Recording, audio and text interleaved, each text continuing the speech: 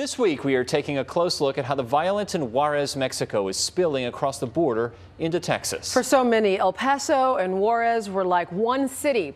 And growing up there, several members of our NBC5 family remember a vibrant and thriving community. But now their El Paso has changed. Telemundo's anchor Norma Garcia joined several NBC5 staffers on a recent trip to the border. She shows us the strong ties between both cities and how the border has shaped her own journey in our continuing series, My El Paso.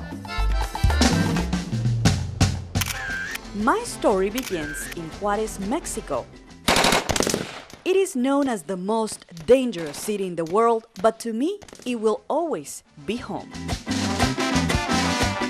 Like many other immigrants, my family moved from Juarez to El Paso 25 years ago in search of the American dream. Even though we did it legally, it was still a very difficult transition, especially for my parents. In there I was a nurse, you there was a teacher, and in here it was very hard. But at the time, I'm very proud of myself, and I'm very, very proud of my family. We left our home and our friends, but held on to our dreams. It is hard to believe that two cities that are so close together are so different. You have, for example, the University of Texas at El Paso campus, one of the most beautiful buildings in town. And just across Border Highway, you have Anapra, one of the poorest and most violent neighborhoods in Ciudad Juarez. Aware of those differences, but excited about the new possibilities, I embraced my new life in the U.S.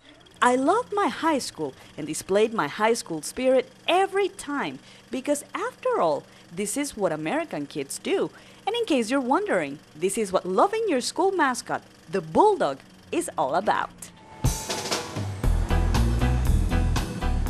Soon, I understood that in this beautiful country, everything is truly possible, even if your dream is to be cheerleader by day and DJ by night. Other dreams became a reality later, like graduating from college and even getting my big break in Spanish television. En Ciudad Juárez, estudiantes universitarios. Yes, in spite of that hair and that makeup. Terminar con más de 9 meses de huelga. I can't say it was easy, but in the end, the move was worth it.